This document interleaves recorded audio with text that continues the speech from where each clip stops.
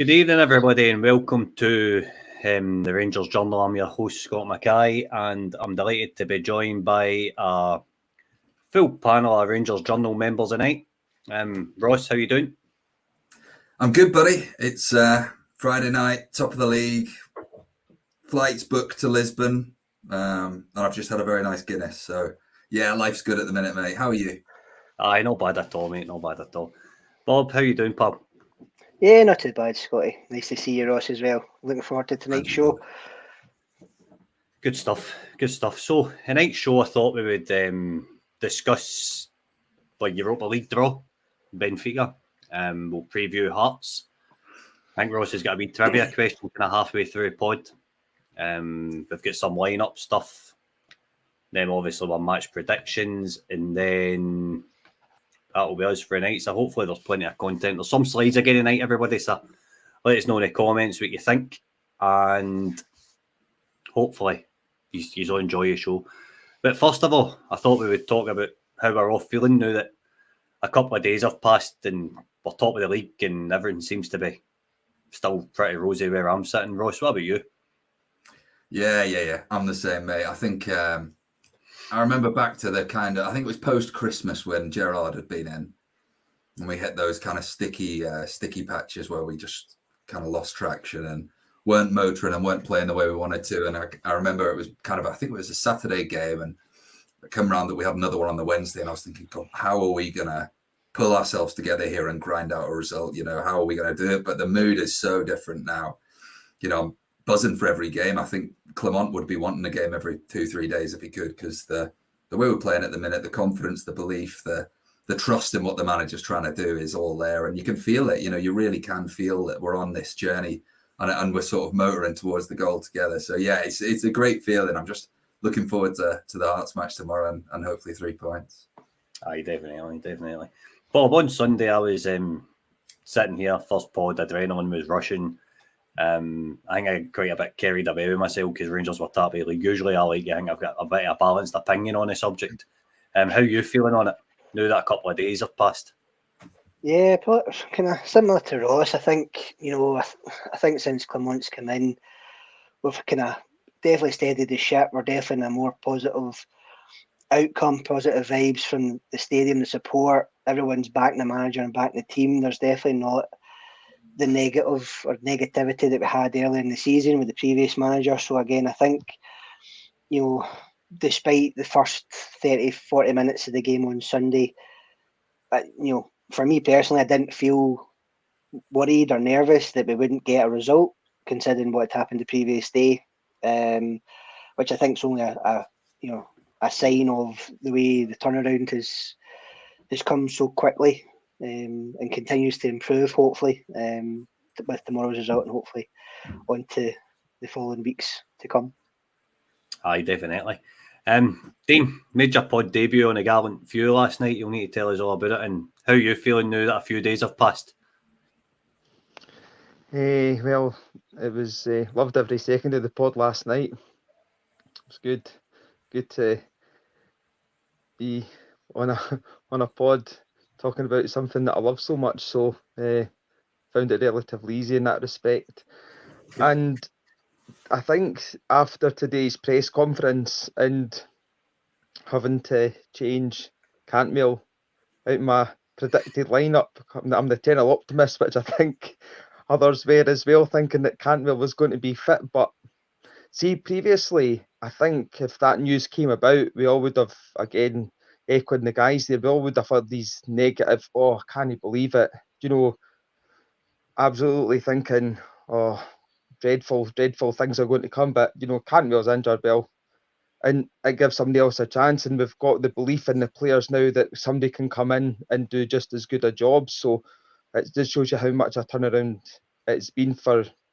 I don't think I'm alone by thinking that, whoever comes in is going to do as good a job as Cantwell, if it's Lawrence or, Yeah, definitely.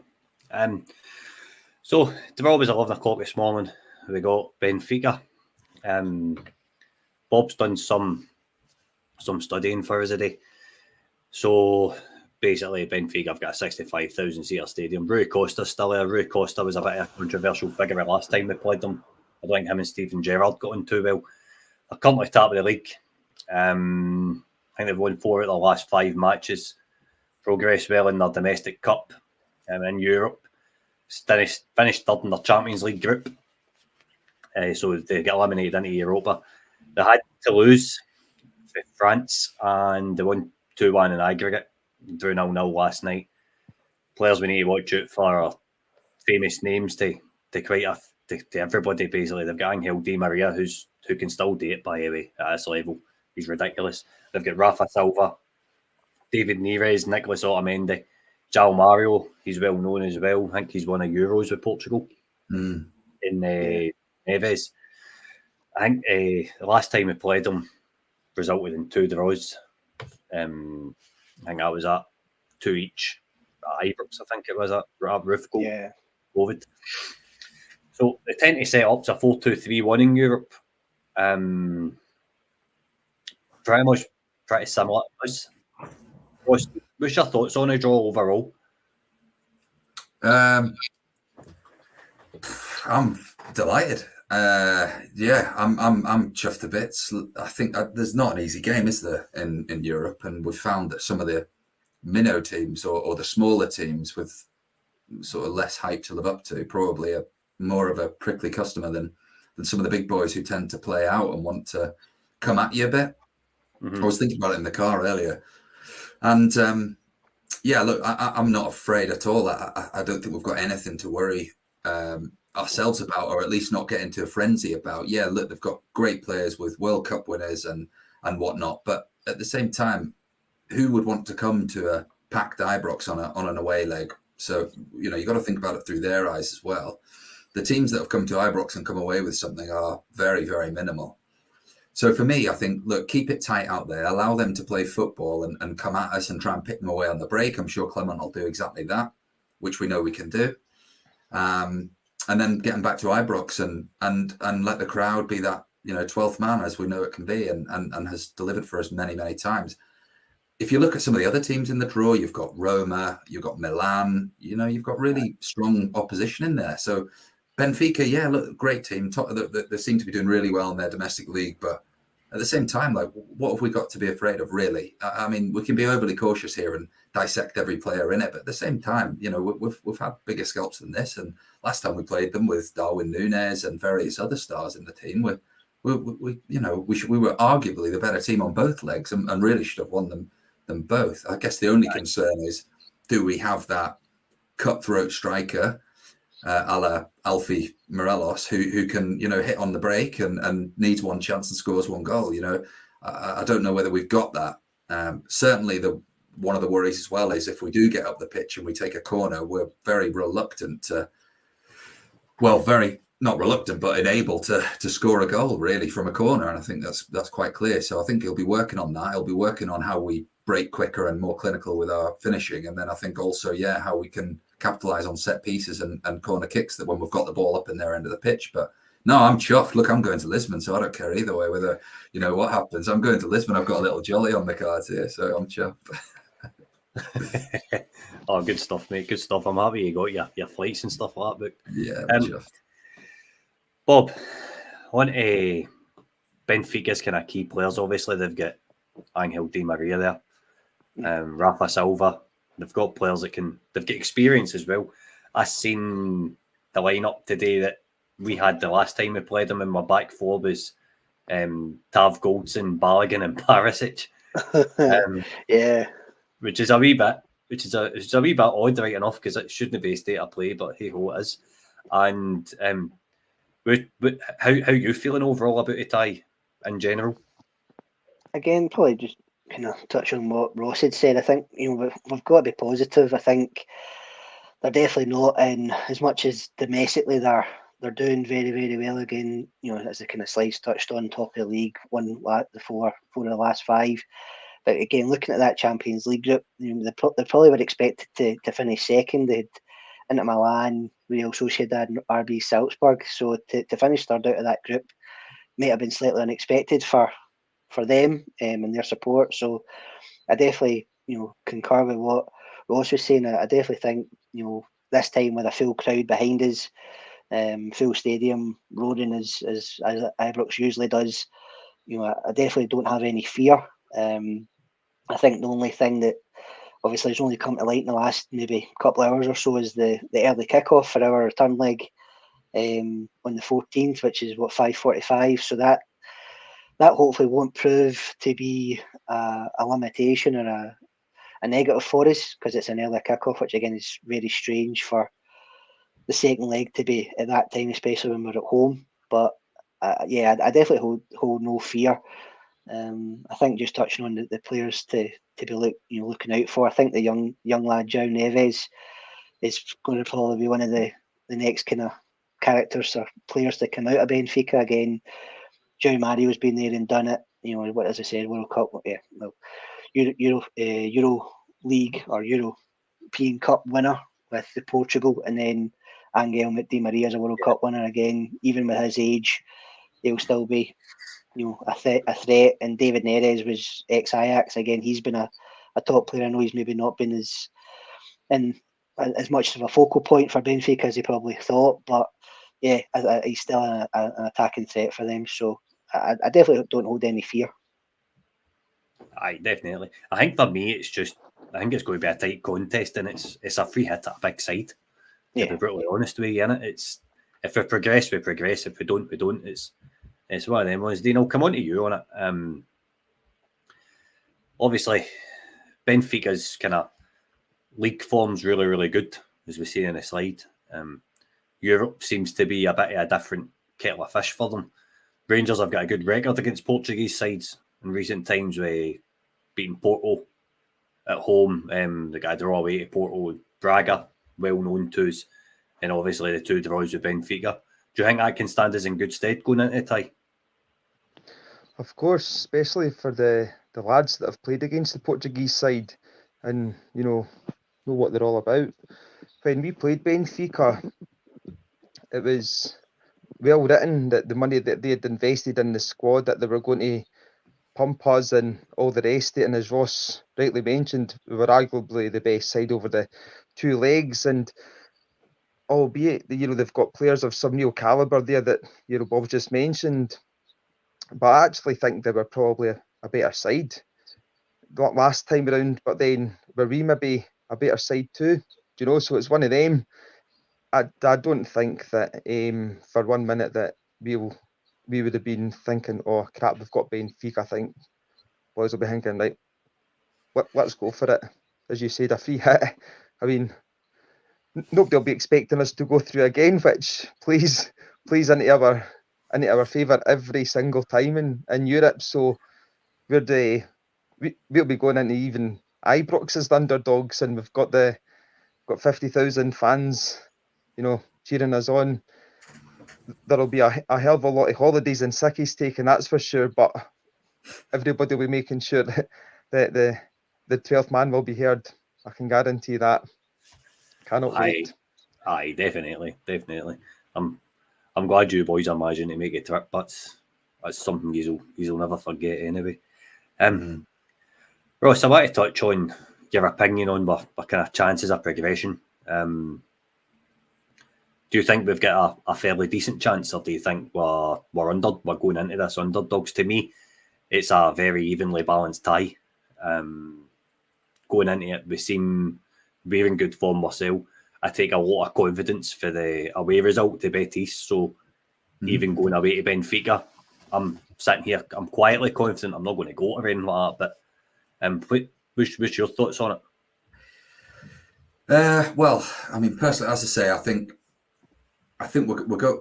If I'm being honest, I think we probably are the underdogs, and that's purely because of the players that they've got in their team and the pedigree of those players, and probably the squad value versus ours. And you look at that, and there's probably a bit of an advantage, or you'd think there would be. But I have no doubt that Philippe Clement will be drilling into them how to continue playing how we play, to try and. I think it was actually interesting that Clement pulled that out, that we are the underdogs, and this is the first time that he is going to be seeing us playing as the underdogs.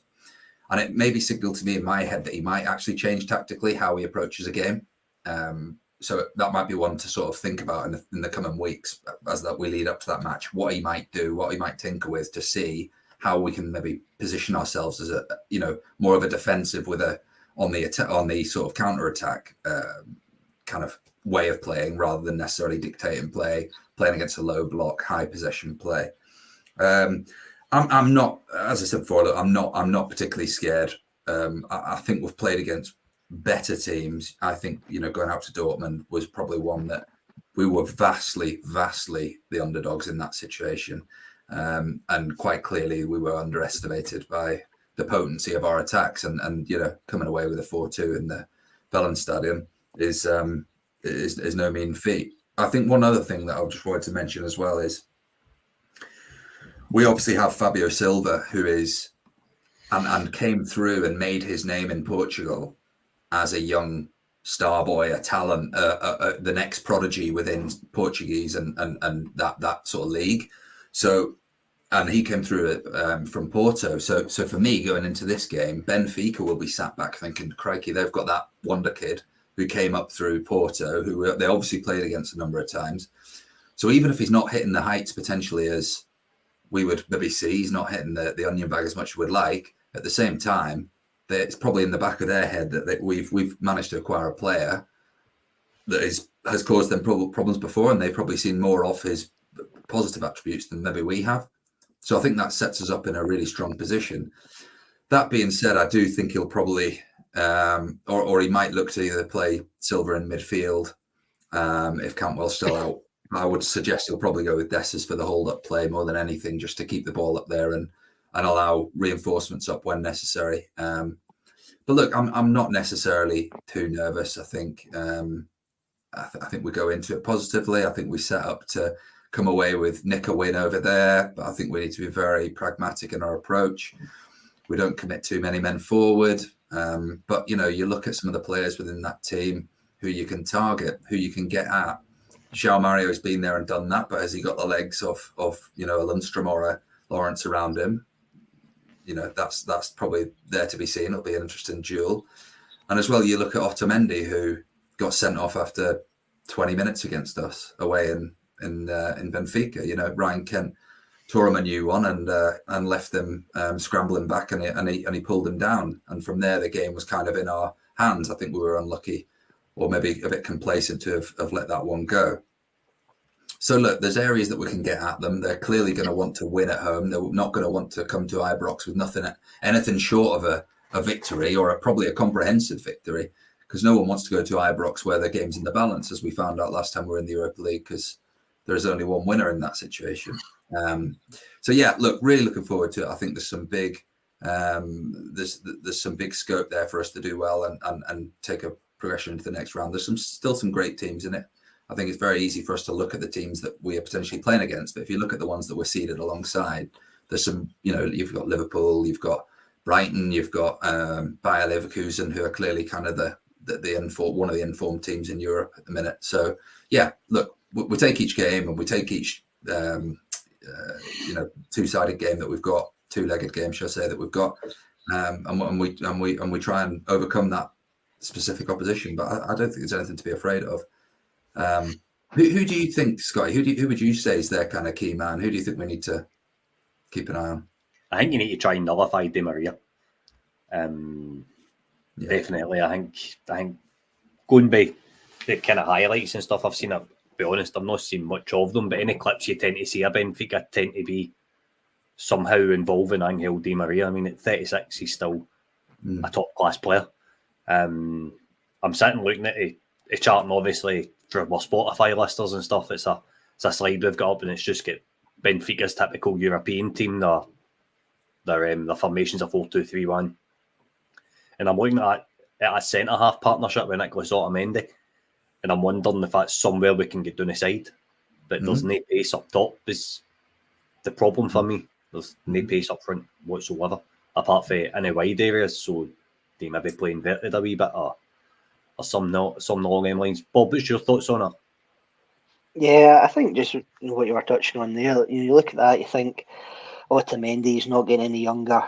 João Mario's, I think mid-30s as well. Di Maria, as you said, probably doesn't have the legs like he once did.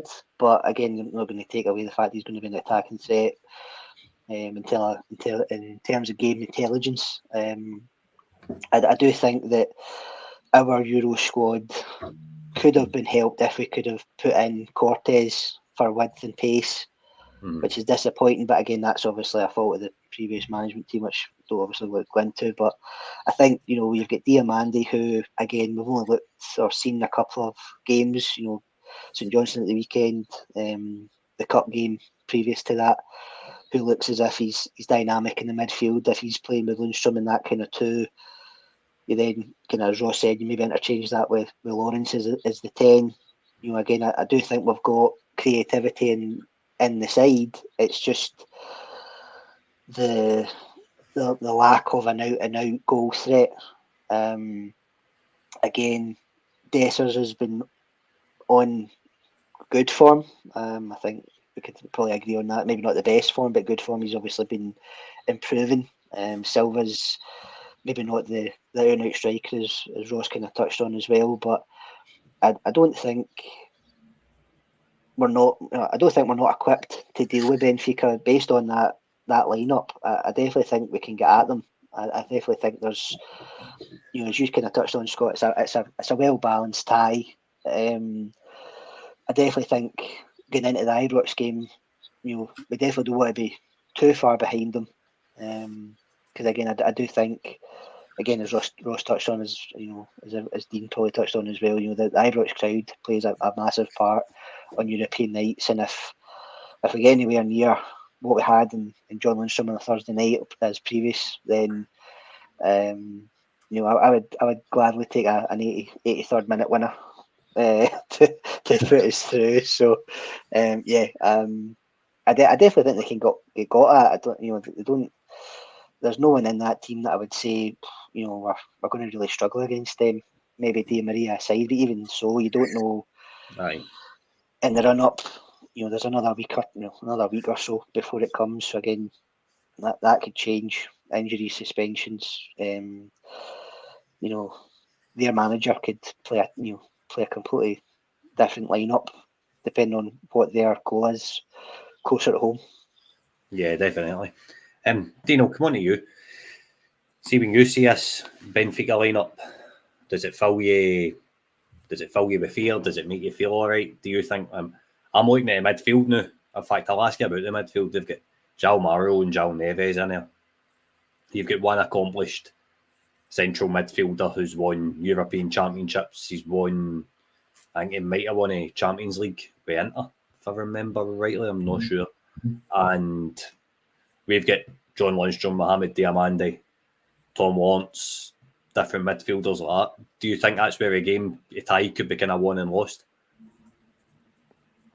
Definitely. If you remember the previous games against the Portuguese side, it was our industrious midfield three that predominantly came out on top, wasn't it? So,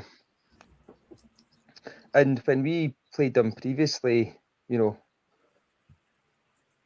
our midfield three was pretty strong. Was it Jack, Kamara, or Davis, or Lundstrom? Do you know what I mean?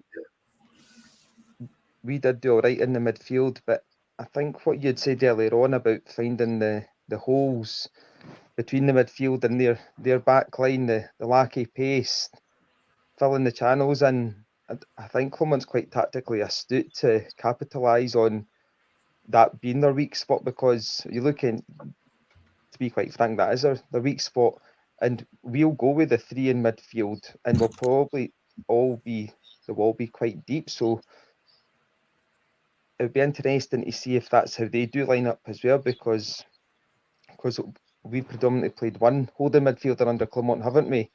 Mm-hmm. So I think we'll definitely go with the two. And as I said, if you have Lawrence in there, he's quite industrious at coming back and on the break. So I think the boys will relish that challenge, because those, as you said, the calibre that they're playing in front of, they're no mugs, put it that way. So show them the required respect, and then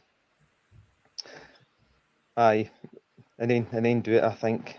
genuinely think that we will come out on top over the 2 legs. I don't honestly, like, as I said, when we played Dortmund, when we drew Dortmund, I was one of only probably million Rangers fans, and we'll beat them, we'll get through. And most Rangers fans, as long as we don't get embarrassed away, I was like, I'm actually confident that it'll be the opposite. And I've got that funny feeling about Benfica as well. Like, Van Bronckhorst done the tactics right for them away, which I think Clement will do. I've got that feeling in my bones that he will do the right amount of tinkering that will see us all right. Ross, I'll come back to you. Yeah. See, in terms of, right, so we've won a League Cup. Well, in the last 16 of Europa League, you've got a tasty tie against Benfica. You're 2 points clear in the league. You're still in the Scottish Cup. Talk about Europa League a minute as a whole. Do you think that we should be trying to go and win this? Or do you think ultimately we need to be prioritising the league this season, considering that there's an even bigger pot of cash at stake in the Champions League next year? Yeah, it's a really good question. And I'm sure it's one that Clement probably has ironed out with the board, what their optimal situation is, what their essential situation is, and anything kind of in between that. Anything above that is a bonus. So I think essentially in our kind of base position, priority is clearly the league. We need to stop the rot. We need to shift momentum to our side, allow us to get into that Champions League, get us the money that will allow us to strengthen the squad and establish ourselves as league winners, not once, not twice, but the far superior team for years to come. That has to be priority number one, okay? I think winning the League Cup and domestic trophies, again, brings confidence to the team. I think it brings a sense of accomplishment, and it brings the players together and unite them around the fact they've won a trophy. No one can take that away from them. But, I wouldn't be a true football fan and a true Rangers fan if I didn't think, I do want to win in Europe. I do want to win these things. I do want to put a stamp on. I do want to go into work in Harrogate and rip in on a weekend and say, or the next week and say, Rangers aren't that bad. We'd take Leeds, we'd take we'd take City, we'd take United. I like having that, and as a football fan, those little things, all those little feathers that you stick in your cap, that you stand a little taller the next day, and you can say, "Yeah, we beat Benfica. Yeah, we've beaten Leipzig. Yeah, we've beaten Dortmund." Those things are the things that really make you love your club. And look, we all want the bread and butter of the league, and look, that brings great joy as well, no doubt. And the consistency of a strong Rangers team brings a lot of happiness over time. But I just think those victories in Europe are the real, they bring a real smile to your face. And for me, yeah, I'll see where it takes us. Priority the league, but if we can do something in Europe, if we can get on a great journey again, I think it strengthens the team. I think you notice the difference, and maybe on a later pod we can talk about the sort of the Champions League versus Europa League dynamic that is quite a contentious question. I know it splits the fan base quite a bit. Where would you rather be, Champions League or Europa League? And there's obviously merits and kind of pitfalls to each. But I think Europa League is our little place. Thursday nights are Rangers nights, and long may it continue in my eyes. Bob, what's your feeling on? Obviously, I've known you for many years, mate. We've seen 2 European runs. And we've also, especially around to Manchester, we've seen that the players just ran out of energy. Yeah. And it ultimately cost us the league. We could get into the scheduling and all that kind of stuff, but that's a topic for another day. It's going. What's your feeling? Say Rangers managed to progress through this tie. Are you want to go further? Are you cautious that it will affect our league form?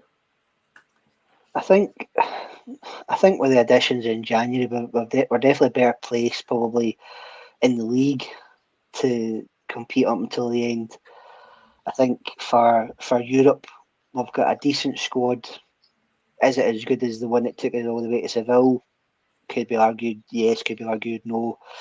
Again, for the latter half of those ties, we had Joe Aribo playing up front.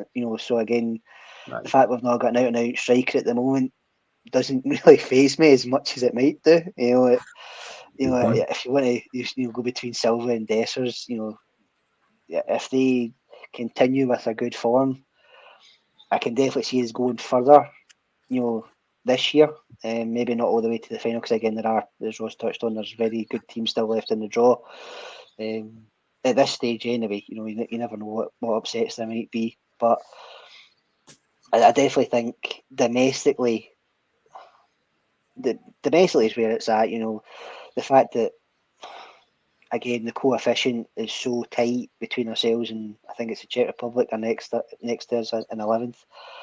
And the fact they've still got 3 teams still in the Europa League at least, or in Europe, going further is going to help us in Scottish football in the long run. But again, domestically, we can't argue, but I'm not saying we need to win the league. The league is definitely got to be a priority. I think the way we're approaching games at the moment, and the manager's attitude to say I want to win everything, has seeped in to the players, it seeped into the support. So again, without being too arrogant, why not? Why not try and win all 4 competitions? We've already got one in the bag. Domestically, we're well placed to, top of the league, to go on and hopefully win that. Scottish Cup again, if the draw is kind is, again, who's to say we can't end up with 4 trophies come the end of May? But to me, domestically, we've really got to push forward with that. I think the money that we get from being top going into the next year's Champions League's crucial for us, not only for Scottish football, but for us as a team to keep improving. Again, Europe's a bonus if we can go further, and again, maybe, is it written in the stars that the final's in Dublin, and who knows? But yeah, I think for the moment, cautiously optimistic that we can get through this tie. Again, yeah, but for me, the league's priority. We've really got to win the league and take that forward into the Champions League. Because again, as Ross touched on, you can have that debate between Champions League and Europa League. As much as our last outing in the Champions League wasn't great, I think with this manager and this squad and improvements in the summer, I'd like to think we would make a far better impression next year if we get there. Yeah, definitely. Dean, I'm going to put a question to you and a slightly different tint on it. Right, so look at it back, we're pretty well stacked at centre half. With Zutter, Davies, Colton, Balogun, I think we're okay to back. Right back, you've got Tavernier, Sterling. Left back, you've got Borna, Ridvan. Central midfield's looking okay now with return of Nico, Raskin, Diamondi signing, Tom Lawrence, John Lundstrom. Wing positions, you've got Matondo, you've got Sima's apparently on his way back. Over on the right, you've got Ross McCausland, Zach Lovelace is going to come back. You've got Oscar Cortez, can play on both sides. In the 10, you've got Cantwell, Lawrence can play her. Dujon Sterling can probably play her at some point as well. Up top, though, you've only got Danilo and you've only got Dessers and Fabio Silva at the minute. How would you feel about going on a run, being so light up front? Sorry, could you just repeat that question? Just a bit of interference there. Just the last bit. What did you say? Sorry, Scotty. Just about we've only got Silva and Dessers up top. So how do you think that a squad could cope with a European run? Well, I would like to say yes.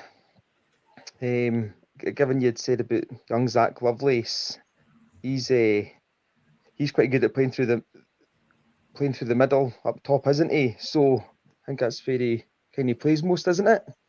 Up top in the middle. Aye, Zach Lovelace on the right, and he's been trained to play all of them, I think. So aye, so he's a striker initially. Aye, so I would say with Dessers and Silva, I think utilising them in the right games, I think Dessers will be better in some games, and I think Silva will be better in some games. And I think he'll probably go with Silva up top in Europe, depending on how it's balanced, what the score is, and using Dessers at the right time. If we happen to go on a European run, then fantastic. I mean, we were able to get to Seville without a striker, do you know? So that's, and having 2 strikers, so to speak, potentially 3, but with Lovelace, It's definitely possible to think that we do have the right amount of legs up top, and given how we do seem to be playing now, we're not as before when we had, Morelos or whoever. There was a lot of running involved with Morelos. The tactics that we played in Europe, we needed Morelos to, get right in about ragdoll the centre halves, but the way that Clement's got us playing, I wouldn't say the centre forward is doing as much running, if that makes sense. So maybe not, too worried about only having really two strikers. And I mean, if Roof comes back and plays 10 minutes, I think it would be sorry? Did Roof get kept in the squad? Or did he fall out? Does anybody know? I don't know if he get kept in the squad. Scotty, I think he is. I think he's still in that original squad. I think it was pretty top heavy from Beale to start with. So the fact they've only made 3 changes with Ridvan, Diamandi and Silva coming in, I'm assuming he's still part of the European squad. I think given on previous years, I mean, to consider Roof would be like, what, you don't even think that he's even there. If he plays, it's a Brucey bonus. It really is. And really. If we can, if we can get past Benfica, great. With, and having a quarterfinals, I mean, that'd be brilliant. Given the fact that, 6 months ago we were thinking that the strikers we had were all crap, and now we're saying there's 2 strikers that we've got now are they going to be good enough to see us through? So it just should difference in how we're all perceiving things at the club, isn't it? Aye, definitely, mate. I meant to ask you, actually, I seen it on a Gallant Few podcast last night that there's a few boys saying you're a bit of a Jack Butland lookalike. So Curry's asking if you fancy a few gigs as a Butland lookalike, and he'll take a 50-50 split off it. I definitely think that could be arranged. Aye, a wee earner on the side for you. Before we get into Hearts, Ross, I think you've got a wee trivia question, so we'll put that out now, and then we can come back to it for your answer. Yeah, sure. So it was just we touched on it earlier about having the same back four that we played last time, or very similar back four. I think Balogun will probably drop out. Sutra comes in, but and Barisic maybe for Yilmaz. And then you look at some of the other players in the team. Lundstrom still there, potentially Jack still in there. Do you think that's a hindrance to us, or do you think it's good to have players that have been on the run, have played backs to the wall, have played big European games, know how to play a 2-legged affair to lead the other newbies through that transition? Because for me, if you want the experience and you want the players that have done it in the past before and come out on top, it's probably best that it's in your defence and your more kind of leadership positions. So I'd just be interested to get your take on it. And do you think it's a hindrance that we haven't changed that back four? Or do you think it actually gives us some experienced players who have been to the final, have tasted defeat, and don't want to be there again? I think on the season as a whole, I think Michael Beale didn't strengthen in the centre-back department. For me, Ben Davies doesn't cut a mustard. I think Ben Davies was brought in, we paid a big fee for him to fill Hollander's boots. Because when Hollander and Goldson played together in the 55 season, that's possibly the best central partnership I've seen that Goldson's had in his time at Rangers. But this backline does bring you a degree of European experience, which is a topic we're talking on just now. So I don't think it's going to be that much of a hindrance. I think Ridvan is a much more settled and a more kind of finished article now, if you want to say that. At left back, I'm looking forward to seeing him in Europe because he's going to have more space. It's not as physical. I think you're possibly going to see his price tag rise in Europe if we do get a run.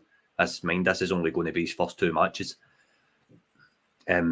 Central back pairing, you've got Balogun, Suter and Goldson have got that balance now, or seem to, even though there's the odd kind of ball in behind domestically. They've been pretty solid. You've got Balogun that can come in there, and then you've got Tavernier at right back. You've got Sterling that can cover across the whole back four as well.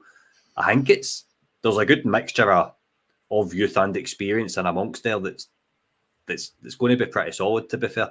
Whether it's It's whether we're tooled up or not to be able to nullify your likes of your Angel Di Maria and stuff like that. I think that's where you'll probably find Dujon Sterling coming in. I don't know if you noticed it in the Betis game away from home when Sterling came in at half time. Isco didn't kick a ball after it. Sterling was on him constantly. I think Sterling's built for Europe.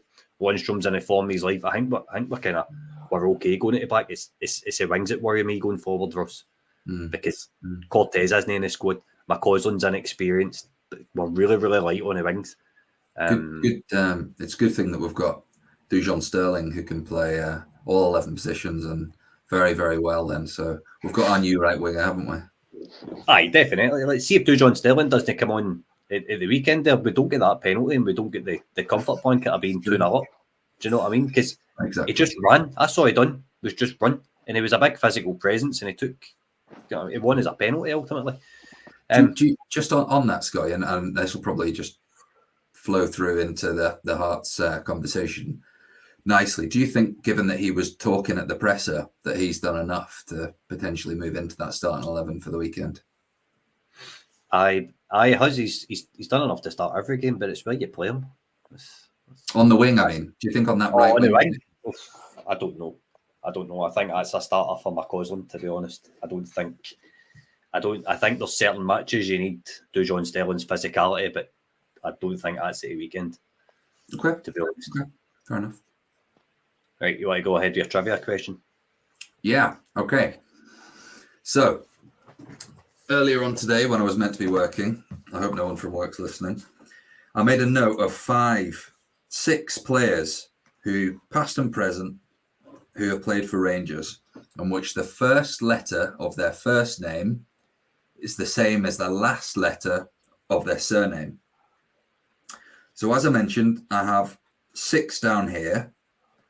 And I'll give you one so you understand the concept of it. Yanis Hadji. His first name begins with I. His last name ends with I. So I was able to identify 5 others. There's probably more out there. Let's see in the chat if you can find any others and chuck them in there. Right. Okay. So is that 6 players that played for Rangers? The letter of the first name matched the last letter of the second name. Is that right? Yes. Right. So Yanis Hadji, as an example, starts with I, ends with I. Right, good. It's over to the audience now. Right, so Hearts preview. The glorious Hearts. So, Hearts, we've got a bit of a problem come tomorrow, actually. Hearts are in a good bit of form just now. They deserve the praise. They're the second most informed team in Europe behind Inter Milan. Again, thank you, Chrissy Paul. Thank you to Tomo for doing the work and doing a wee bit of digging into Hearts for me. So they've had 13 clean sheets in 26 matches. For 13 away games, they've won 9, lost 4, with 0 draws. Lawrence Shankland, we all know about Lawrence Shankland. He's the top goal scorer in the league with 18 goals. So, over 102 times in the league, Rangers have won 67. 102 times that the teams have played each other, sorry. Rangers have won 67, Hearts have won 17 with 18 draws.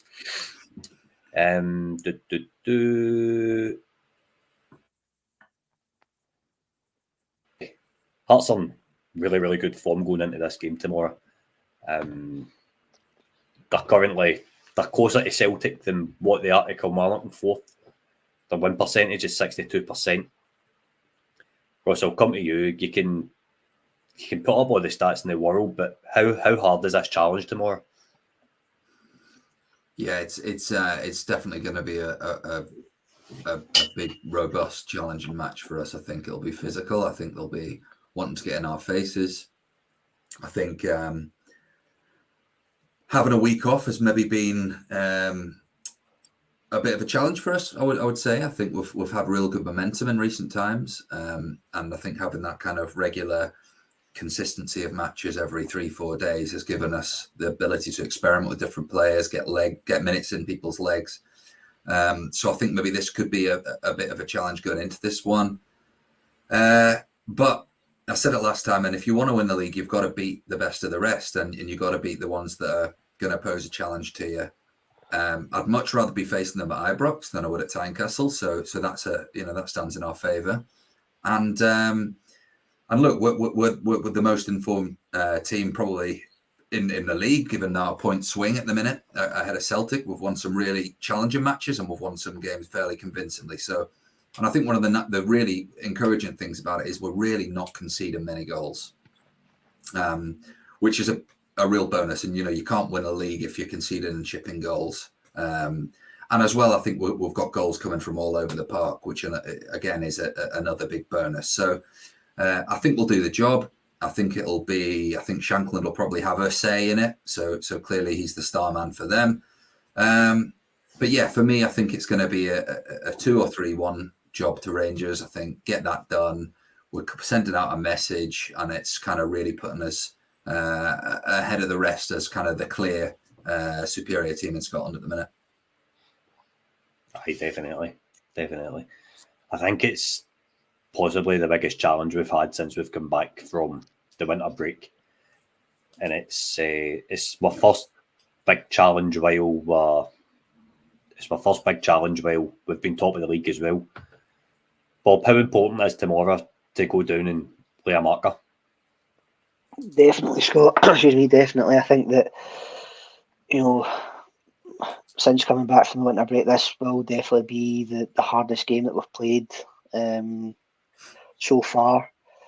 Again, when you look at the stats, the fact that they've conceded less than a goal a game, it's 106 minutes per on average. So it tells you it's going to be probably very tight. The game, the two previous games, 2-1, which was a late Danilo header, and then Sima means that it's going to really be nip and tuck for goals. I think if I'll obviously come to the lineups, the predicted lineups later on, but I think probably width-wise, creativity-wise, we've got players on form, coming into form, so hopefully it's not as tight as it was previously. I think, again, as you say, if we know that if we get the win on Saturday, it puts the pressure on the other side of the city to go to Motherwell on Sunday and have to get a result.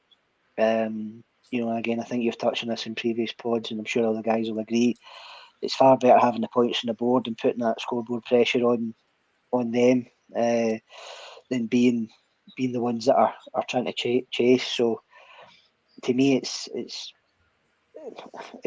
it may be one of those games you look back at the end of the season and say it was pivotal to us either winning or losing the league. So this is the first real opportunity for us to, as you say, stamp on our authority, keep our foot on the necks and try and press forward. Aye, I'd need to agree with that. Dean Hearts are they're unbeaten in the last 10 matches, winning 9, drawing 1. In that run, they've scored 20 goals and conceded 7. Lawrence Shankland's probably scored 19 and a half goals, if I'm being honest. Is there any nerves coming into you about them, or do you think that the mentality that Philippe Clement's instilled in the players is going to see us through? Oh, aye, for sure. I didn't have any qualms about it at all. I mean, the stats you just said there, and quite didn't actually realise it, and but that still doesn't phase my thoughts and opinions on how it's going to go. It will be tight, and I think Shankland will maybe perhaps, I don't know, have a wee point to prove. If I'm just thinking that he'll maybe turn up even more, which will give us more of a challenge. But how Clement's got the players playing, I think we'll have enough to get the job done. I'll be close. It will be tight in my opinion. But we're the best team in Scotland, and that will show. Hearts are one of the best teams in Scotland, and that will also show. But it's I've got no qualms about how we'll do. we'll get the 3 points, that's for sure. Ross, I'll come to you with a kind of individual question. Do you start Dujon Sterling to keep Lawrence Shankland quiet? What I noticed in the last time we played Hearts is that Leon Balogun came in at the central of defence and Shankland was pretty much nullified. I think you need a degree of physicality next to Yilmaz if he is going to be the starting left back. Have you got any other ideas how you can keep Lawrence Shankland quiet more? Yeah, look, I think Sterling is definitely someone that you would identify as very industrious player for us. You can give him a set task and he'd be relentless. I think your point earlier about Isco is, I hadn't actually thought about that since the game. I remember talking about it with my dad at the time, and we both said Isco's running the show here. You know, he really was a top player that game. I thought he rolled back the ears beautifully.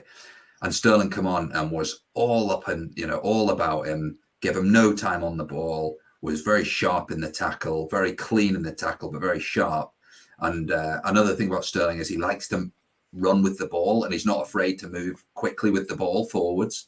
So if we're thinking about breaking down their attacks or potentially, trying to hit them on the counter if they've got a bit of position, then I think Sterling would be a key man. I think another thing that, and just probably harking back to the underdog statement I mentioned earlier about how we might set up in a slightly more absorbent way to then hit on the counter attack. One of the things that I think it was Gio implemented really well was when Lundstrom dropped back to make it a 5, which allowed whatever side of the game we were progressing down, whether it was Tavernier or I think it may have even been Bassi on the left as well at that point, whatever side we were progressing on, Lundstrom pulled in, made it solid at the back, made that 4. So for me, Lundstrom can definitely do that job. And when you watch Shankland play, he does sometimes come short into that, almost like kind of where Silva plays for us slightly, almost that hybrid number 10 and number 9 in between that area, sort of just in front of the defence. And that's where Lundstrom, I've kind of coined the phrase a midfield sweeper for him.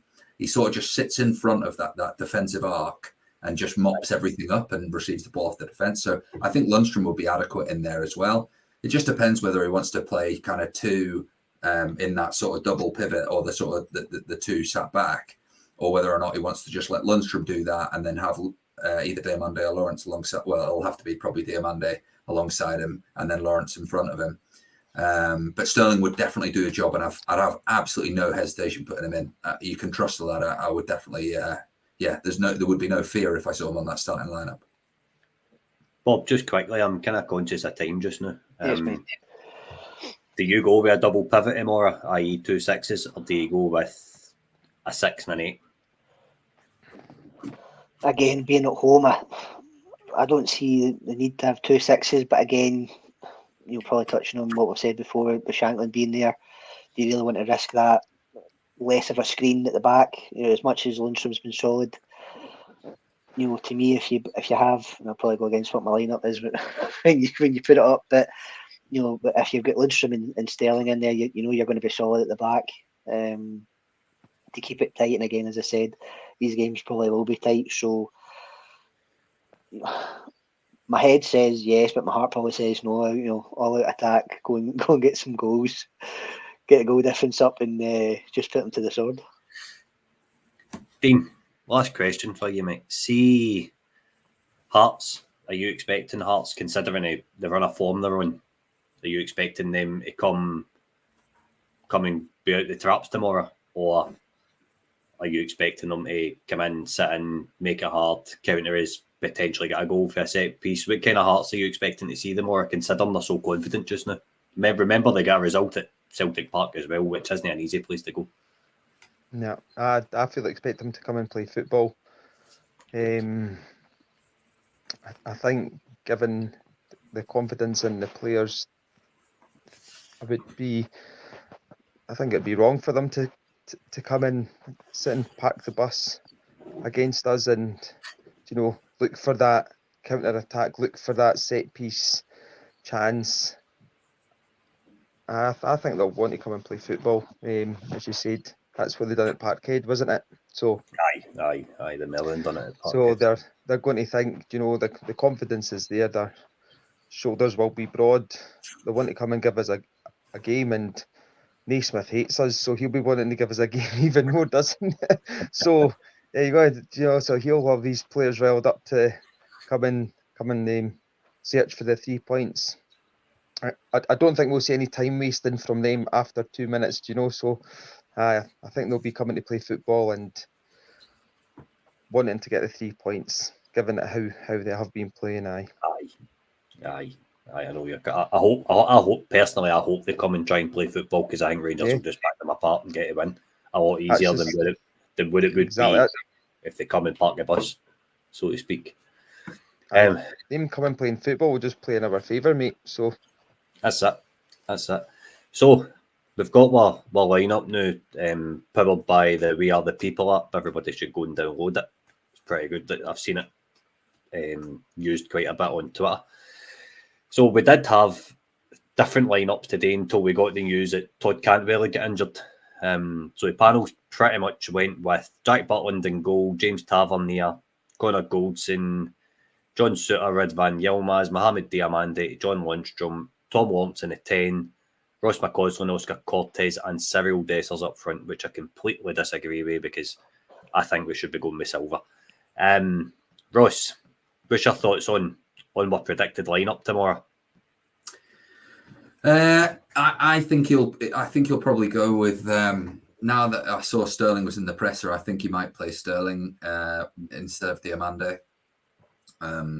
And just talking about it there, it does make sense. Considering Diamande started last week, I would probably agree with you, because he likes a rotation.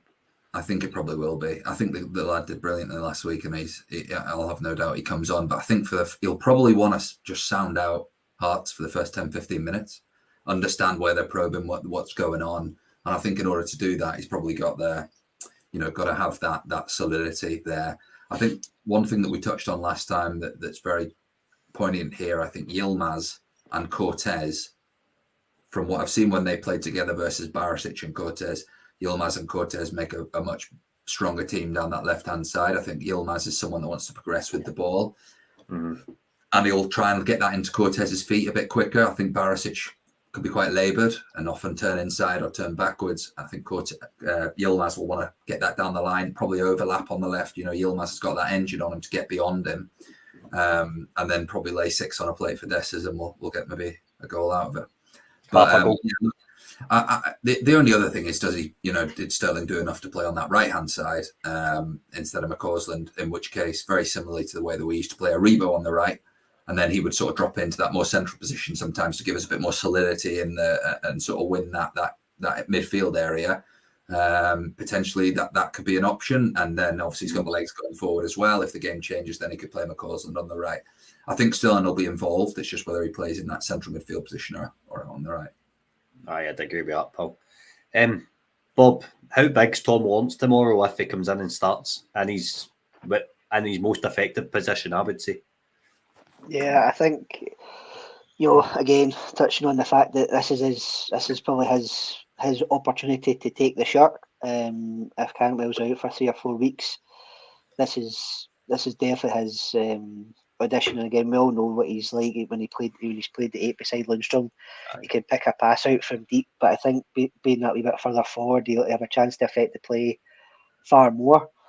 Mm-hmm. So yeah, I definitely think having Lawrence in as a 10 for the moment, will hopefully allow him to play his game far more, play that kind of probably Scotty Arfield role, getting in front of going beyond the front man, because again, as much as we've said Dessers, whether it's Dessers or Silva, you definitely need that I say that companion, that that addition up front, the runner line from running from deep.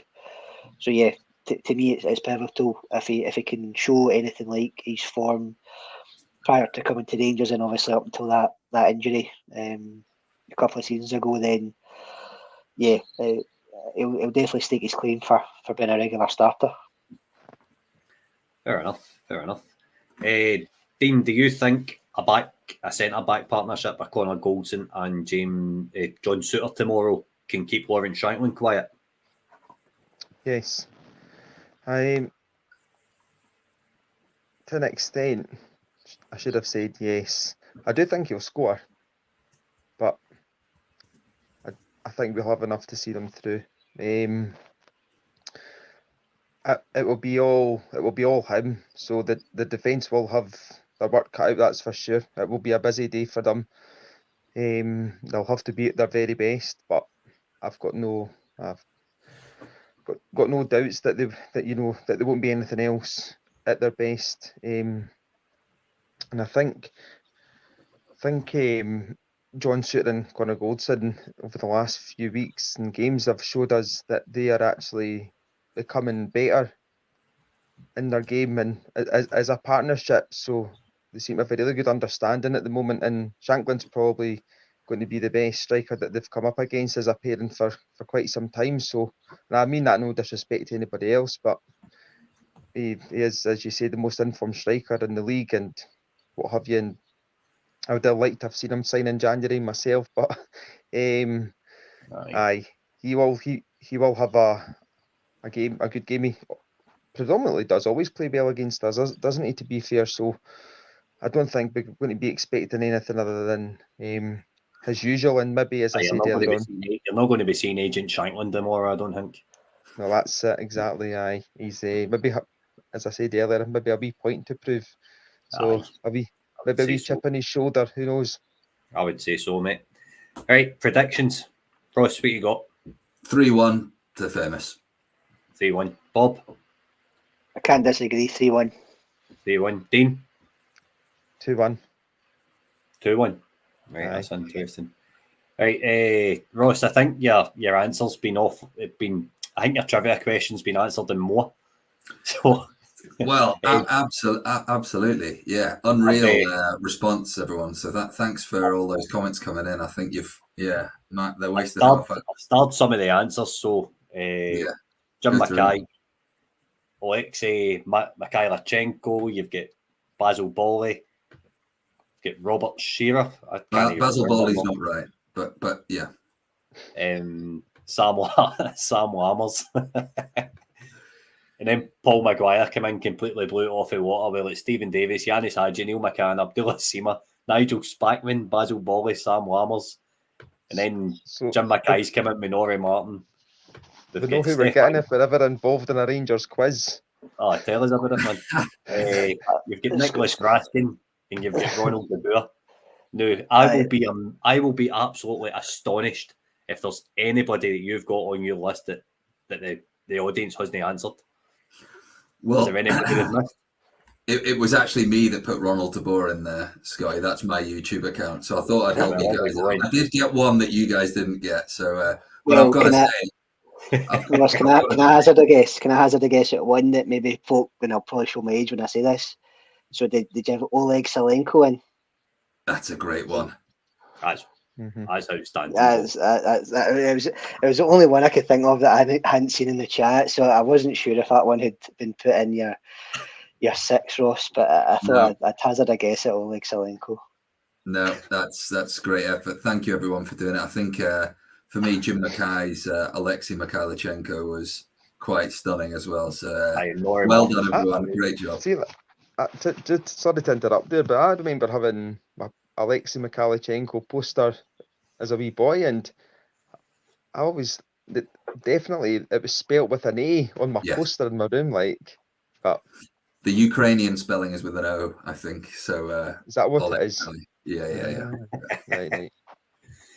No, saying everybody's wrong, but right, everybody, thank you for tuning in as a panel. You guys getting else you want to kind of any points you want to bring up around before we wrap up the pod? Nothing from me. Thanks to everyone for joining. Please do share and like and subscribe, and make sure you're keeping in contact with the Rangers Journal Twitter. There's some great stuff that Kai's putting out on there quite regularly. So keep your eyes on there. There'll be loads of stuff coming up in the next week, and we've got another big game in midweek as well. So looking forward to that one. And then we've got the pod on Monday, so we'll do a bit of a preview on that one, won't we, Scott? Yep, 100%. Bob, do you want to thank our listeners and bring in Nils up? You want to go off your chest? Just thanks to the listeners. Thanks for Kai and the lads here for inviting me along. It's been a good night. Got to thank everyone in the comments. I see a few regulars, Curry, Aldo, and the rest. So thanks very much for tuning in again. touching on, like and subscribe, support the channel. Let's grow this one. Help Kai out, help the team out, and looking forward to being part of a few more pods over the coming weeks.